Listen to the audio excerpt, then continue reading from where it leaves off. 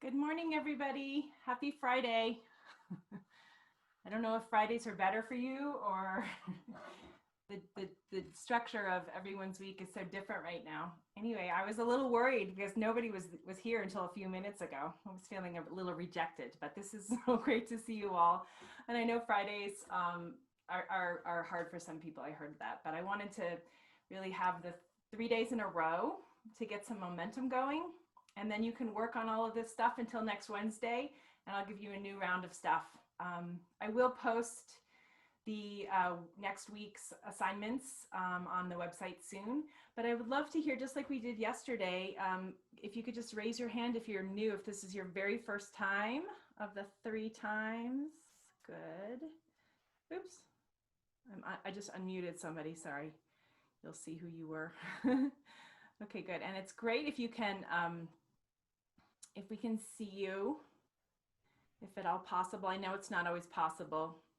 I have a music camp that I'm teaching at right now virtually, and we were trying to get one of the teenagers to take his video off, and he said, well, I'm in the swimming pool. So we understand it's not always possible.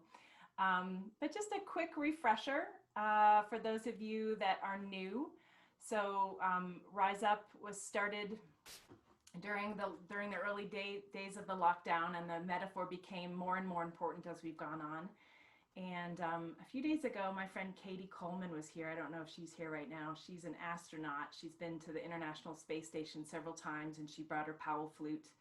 And I always say that we have to approach the metal tube like it's as important as going to the moon, or it's as important to finding a vaccine for this pandemic. So that's what I'm here to provide, is a little inspiration and structure for you all as we go into our new days and our new flows. And it's really fun to be doing this all with you all. So I'm not sure, is it Nicole sharing the screen today? If you want to go to the 4 registers, we'll just begin with slide 1. It's so great to see you all. Great. Okay. So this is actually the old one, but that's totally fine. So we are on Rebecca right now, sort of the color of my outfit here today. And this is the theme for our week, and we've really been spending a lot of time in this iconic range, which tends to be flat, believe it or not. We don't think that it's flat, but it really, really is. I taught a student yesterday. I wonder if Tony is here. She may not be. Tori, sorry, Tori. We talked so much about how this register tends to be a little bit flat. So we'll go ahead and start with our empowerment warm-up, which is the next slide here. And those of you that have joined me the last 2 days or are online know the drill. So we'll do each variation twice. Remember, creamy octaves, open into the top.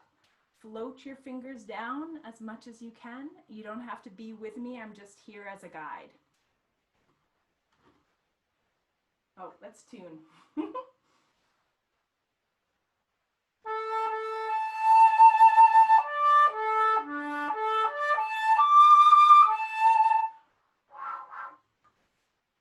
My flute is a little angry with me for being outside so much. I've been playing lessons on my porch, and we have a Friday night porch series, and so the 90-degree days in Boulder, Colorado are a little challenging on my instrument right now. Here's the A one more time. Okay, so here's our empowerment warm-up. Big open breath.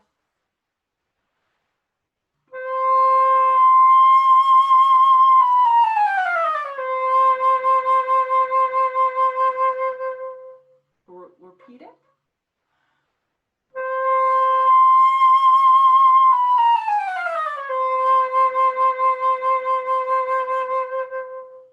BB.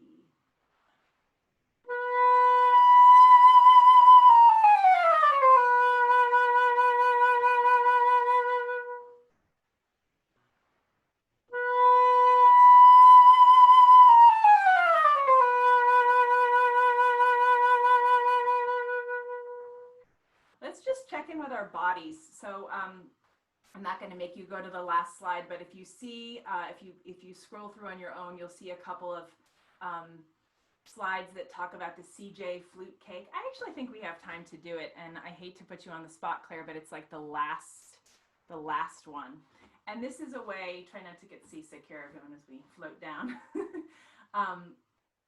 So this is a way of kind of prioritizing all the different things we have to do as a flute player, right? So as those of you that know me know that I'm a tone junkie. Here it is. Thank you so much.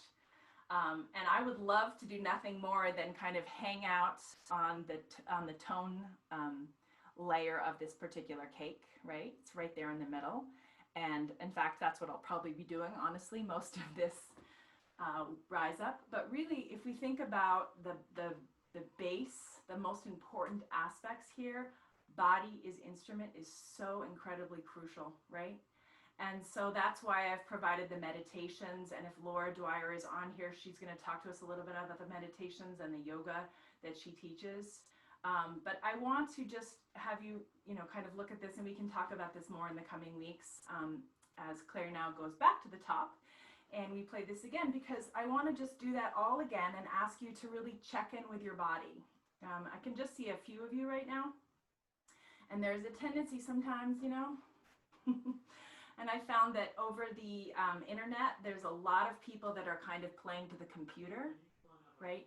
So we're going to work really hard to stay open and think about the body as the most beautiful flute. Okay, so let's do this all again, one time through each one.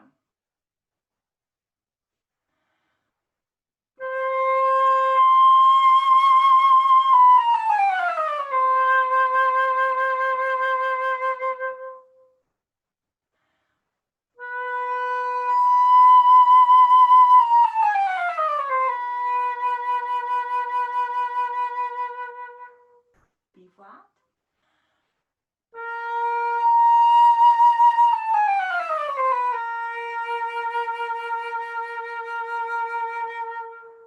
And A.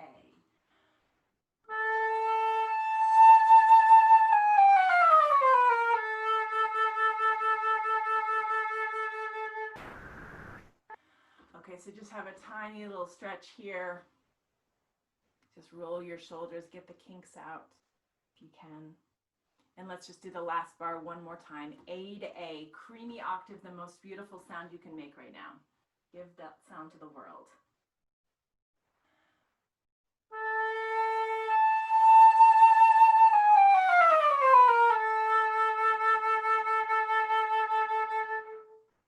I don't know why, I just felt like that was more beautiful. I can't even hear you, but the intention on the screen was such that it really meant something to me. Thank you so much. Okay, so now we'll go to the roller coaster warm-up, and we'll go to, page 5, I think it is. One more, sorry. Okay, so here we are. This is kind of the theme of our explorations, and we've been spending a lot of time doing exercise A. And I would like to actually do that one right now. So if you can back up one more slide, we'll do, thank you. Yeah, we'll do this one together, and let's go all the way through it, okay, guys? So remember, no vibrato, mezzo forte, your body is your instrument. Stay open, beautiful posture, peaceful, peaceful bones. Here we go. 1, 2.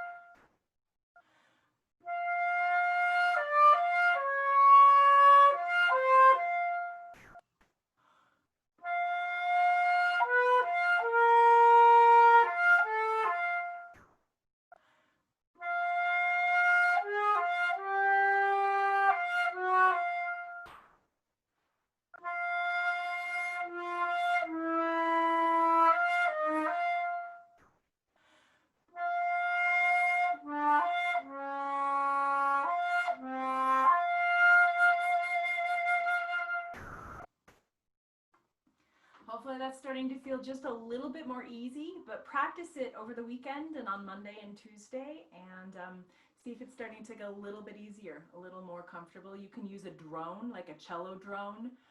One of my students told me there's a beautiful cello drone on Spotify now for free that you can listen to. So now we'll go forward one slide, and we'll start looking at pattern B. So this is basically a 4/4 bar, and if you can scroll up just a little bit so we can see the top, we're going to actually use the pattern on the top to give us some inspiration. So I'll demonstrate a few times.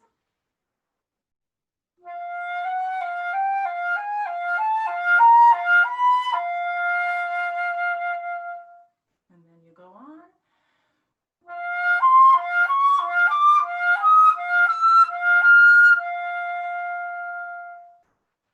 So that's the idea. It's a 4/4 pattern, and everything's moving a lot faster, which is why that first exercise A is really, really good, right? So same thing, no vibrato. Try to be as smooth as you can.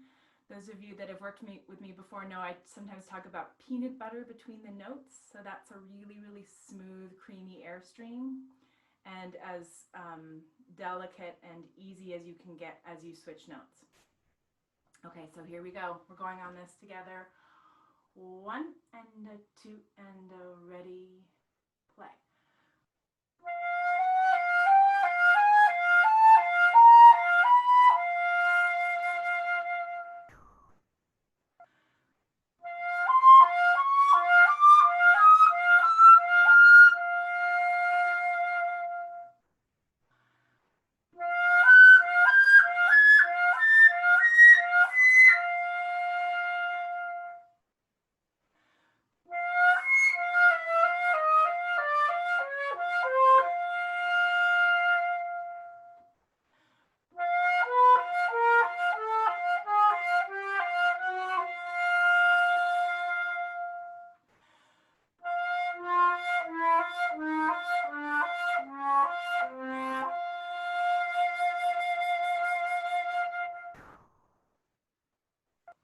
The idea is you sort of start and end up at more or less the same place, that you don't find yourself much more tied up in knots or in a different intonation center.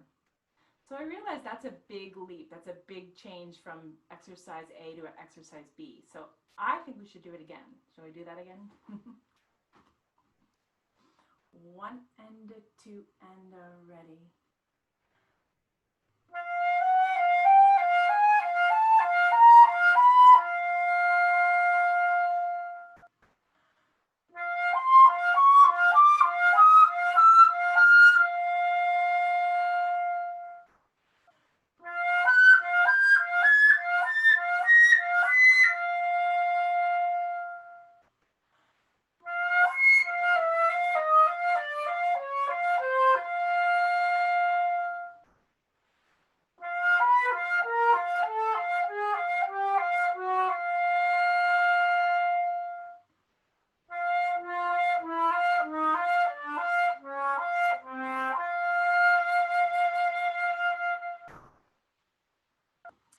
Claire, if you go forward one slide, you'll see that I've included not the entire book, but many of the pages from this exercise from the Moïse, Lesson de la Sonorité. So feel free to practice A and B patterns on any of these notes. And what I have my students do, if you've printed them off, is just to kind of tally where you've done, right? So try not to make your life too challenging in the first couple of times you do this. So don't have your pivot note be middle C sharp or high E or low C, right? So choose notes where you feel a little bit more at home, a little more comfortable, and you can see that you can start going through these a little bit more. Anyway, I hope you enjoy them. As I said, this is like flying lessons for me. These exercises, when I played them for a full week with Alain Marion and Raymond Guillot, were really, really empowering to me and are such a foundation of my own teaching right now. Okay, great. So next we go to page 26, and we'll continue with our Moïse exploration. And this is number 3, and I'll demonstrate. Many of you have played these before.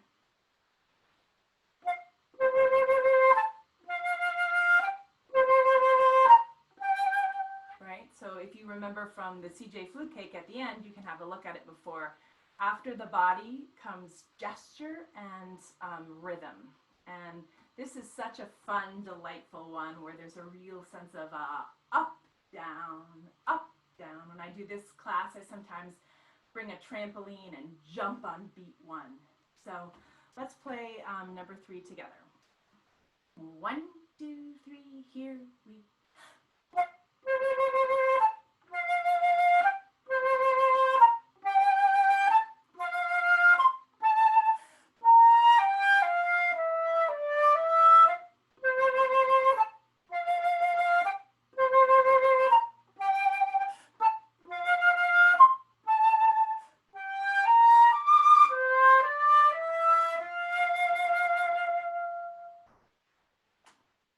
So if we put this all together, we have a real clear, open sense of body. We have a joy in the gesture.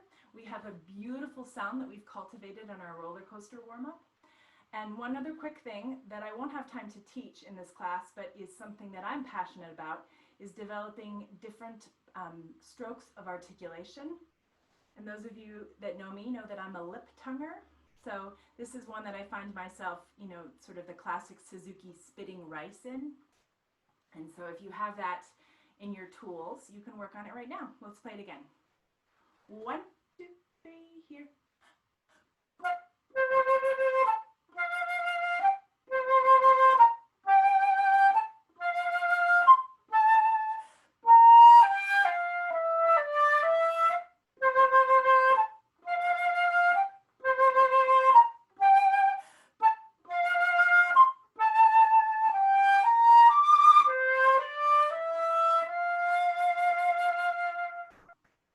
So we're going to go on to variation 1 and variation 2. Some of you might want to just stick with the theme, and we can kind of play duets together this way. But I'm just going to go straight through number 2, straight through first variation, and straight through third variation. When we get to the smooth bars, be as creamy as you can. Think again about that peanut butter between the notes. Here we go. Variation 1. 1, 2, 3, here.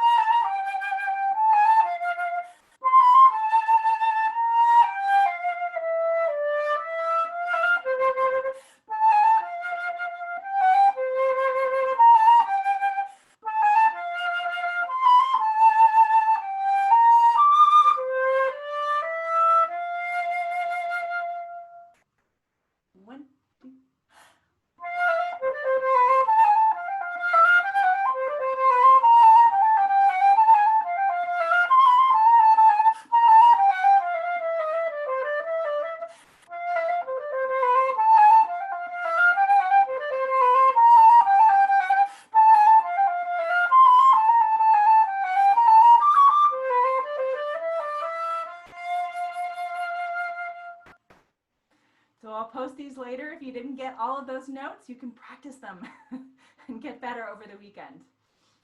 So these are really fun. If you just scroll forward 1 slide, just as a reminder, this is Carol Winsence's beautiful small handwriting. It's a very inappropriate sexist comment from Marcel Moïse above that I'm not reading out loud, but you get the idea of some of the inspiration for Marcel Moïse. Okay, great, beautiful. All right, so now we're moving on to something, I will be honest, that is very challenging. I practiced it this morning and I thought, I chose something really hard. So this is from Nina Asimakopoulos' beautiful book, which I have someplace, not right on me. And I can't remember what the triangles mean, but what I'm using this exercise for is to really showcase that beautiful Rebecca range. It's, again, it's a very iconic key right here. Many of you will be familiar with the Claude Debussy Syrinx, one of our most iconic pieces. And one of the exercises that I enjoy working on the most and with my students is transposition. And so she's written this out for us.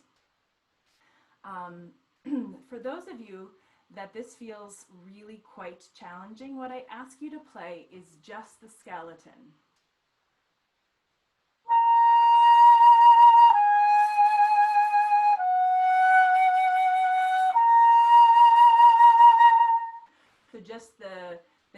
repeat of the first, second, third, and final B flat notes. And you can continue that.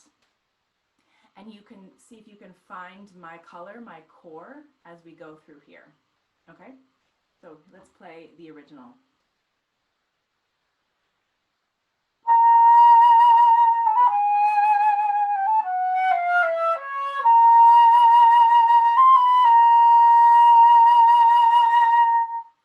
Let's do that 2 more times.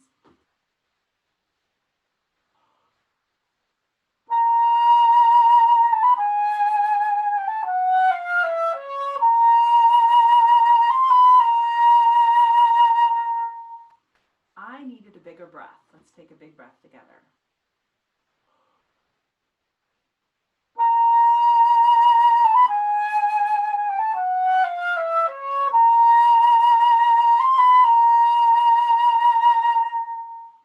Okay, here we go. I have to be the brave one here. Okay, we're starting on B natural. Thank you.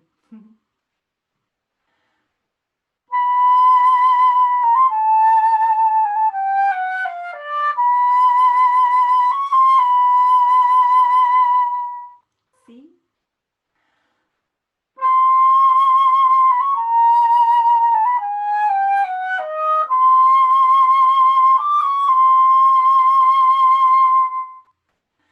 So it's really interesting. So many of us grew up playing Syrinx, right? I mean, I think it was my 6th grade French project. I made crepes and played the Debussy Syrinx. And so it's a part of me, just like playing the flute is part of me.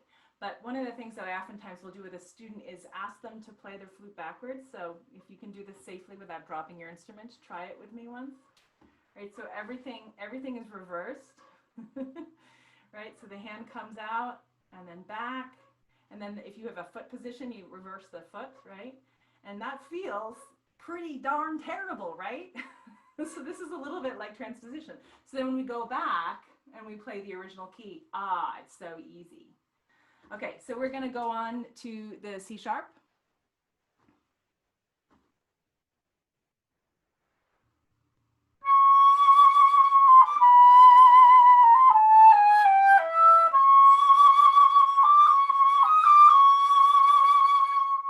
D.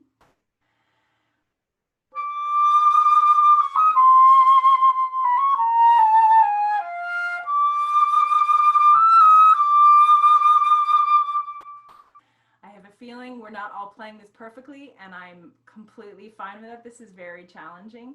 Let's end with the very first one, the B flat, back to the original key, home base. Here we go. Vibrate your little hearts out, please.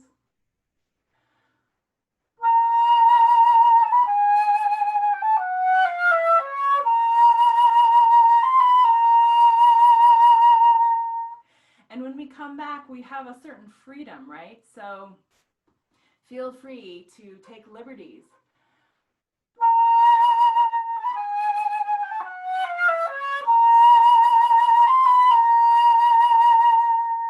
And maybe find the notes, find the ease that way as you work your way up. Great, thanks for doing that with me. Okay, so next we're going on to a duet, and we're going to play the ballet, the theme. So scroll down a little bit if you can. Okay, so here is our Gluck Dance of the Blessed Spirits, and we're going to do the repeat. On the repeat, I'm going to play the duet part that I told you about from my students' dissertation project. So you guys play each half twice through. Yum, ba da da da, 1, 2.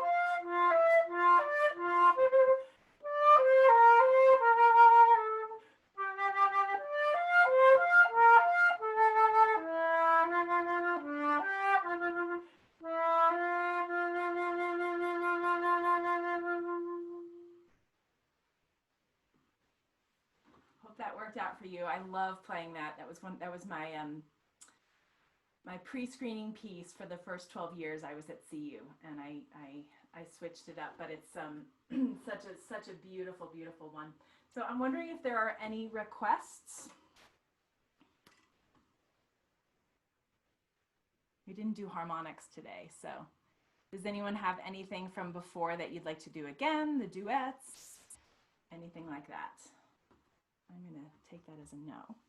Everyone feeling ready to go for the week? Is the duet part available? Yes. I don't know, Leanne Hampton, are you on here? If you are, you can unmute yourself and say something. These are Leanne Hampton's, this is her dissertation project, and she'll actually be selling PDFs of this for people that are interested.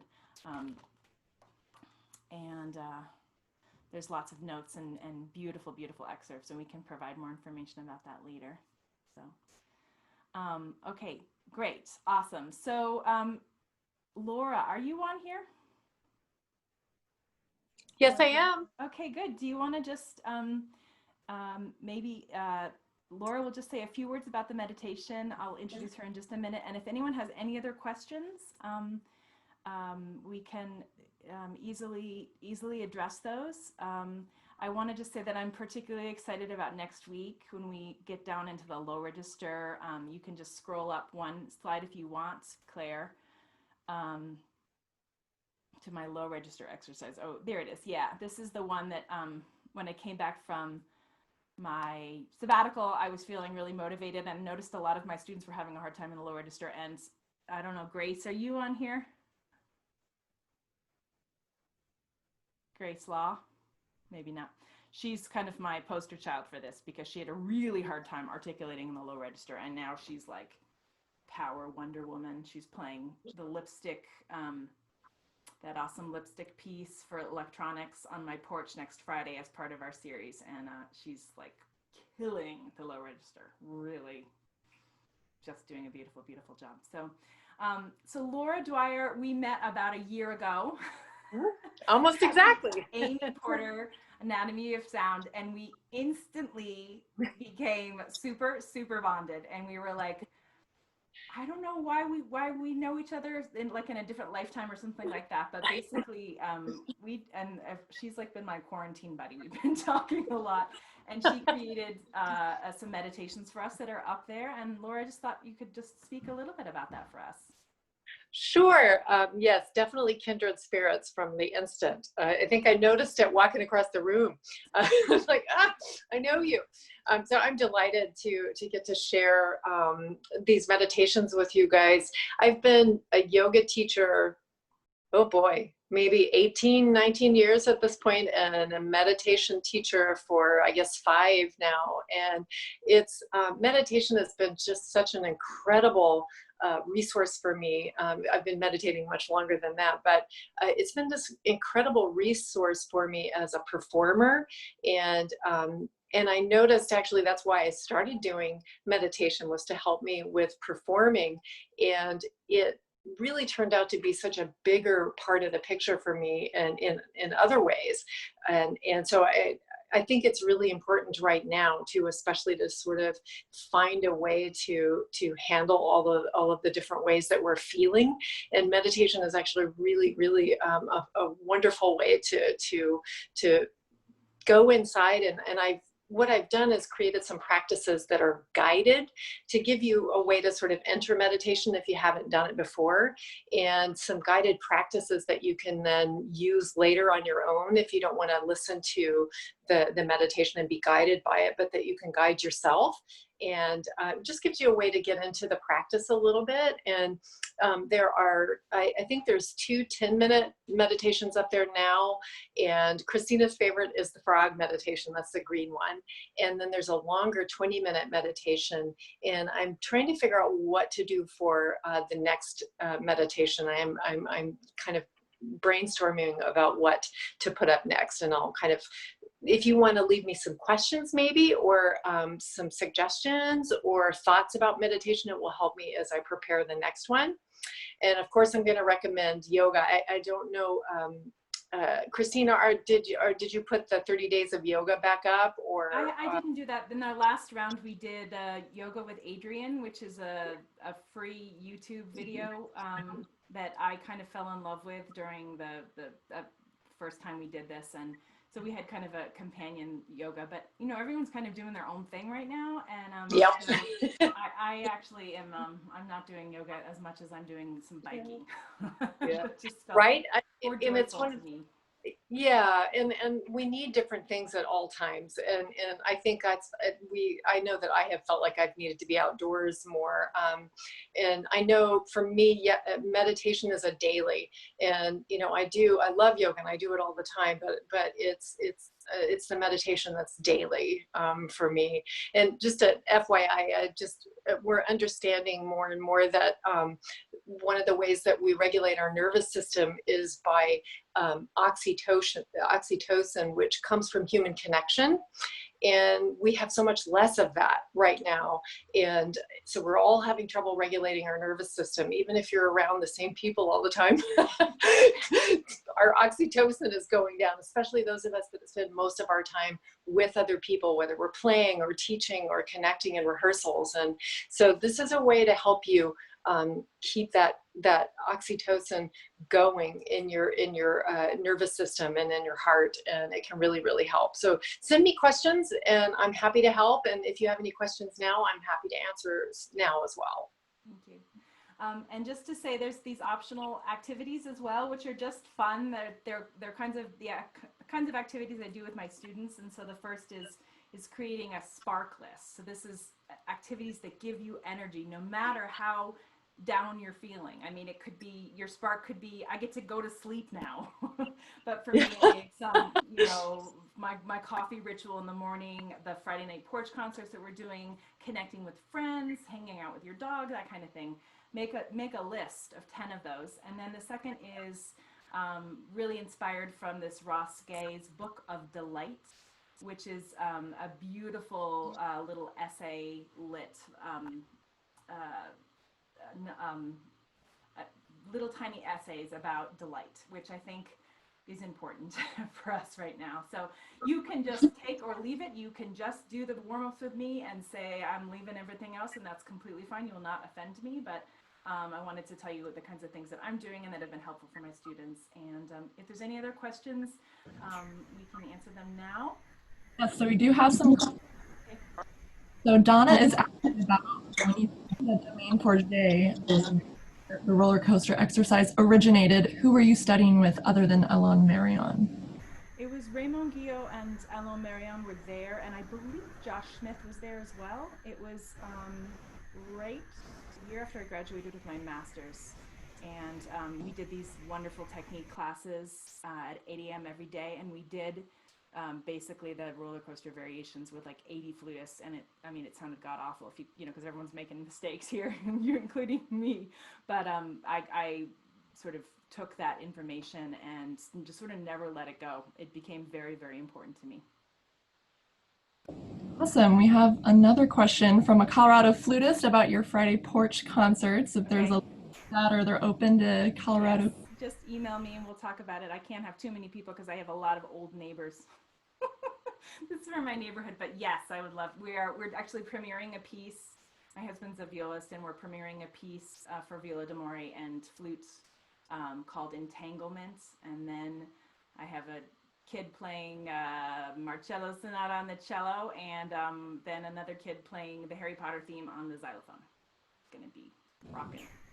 So are the Friday concerts recorded, or are they just live? I'll try to record one tonight. Yeah. And then I'll have a live stream Faculty Tuesday concert in September that that will be open to everybody here. So. And then we have a question from Mariana. Do you think working in the low register is beneficial for the entire register of the flute? It seems to me low register is foundational for the harmonic series. You're totally right about that. It is foundational. It is foundational. I sort of find, like, when I look at a group of flute players and I ask them, what's your favorite register? A lot of people will say the top register, and a lot of people will say the bottom register. You know, like, you kind of have a happy zone, and oftentimes you don't have both. like I enjoy playing in the low register, but I love the kind of iconic range that we were working on today. That's where I feel like my voice sings the most.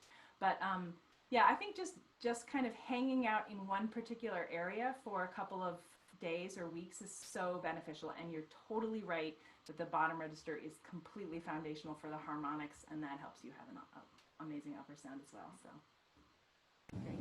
Looks like that's all of our questions. There were some requests for more duets. I don't know if we have time for that. Duets. But Okay, I'll work on that. I'll work on that for sure for next time. And yes, I'm going to go teach a porch lesson, so I better go. Talk to you guys soon. Have a great weekend. Thanks for being here. I'll post a video, and we can keep the chat going on the Edmodo site if you want. And remember, you can unsubscribe from notifications so you don't have to hear about any of the chatter on there unless you want. Bye.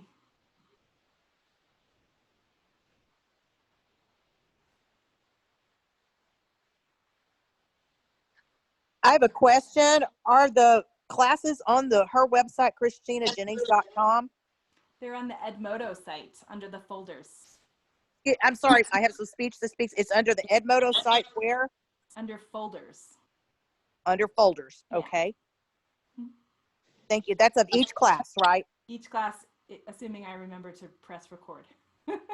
So I'm far, sorry, I've been- repeat that one more time. It's under folders and what else? Oh, as I said, assuming I remember to press record, but so far I'm 100% on that. So. Okay, excuse me for the interruption, but I have some voiceover on my phone I'm using, and I had to teach when part of the class was going on, so I wanted to go back and review. Thank you. Thank you. It was a great class. Hey, Ilaria. How's it going, honey? Can't wait to have our lesson soon, okay? Did you start working on the Trillium? Ish, okay. All right. Maybe we can meet tomorrow for a little while, okay? Say hi to your family. Bye. Hi, Miranda. Hey. Oh, Susan, Susan, do you have a question?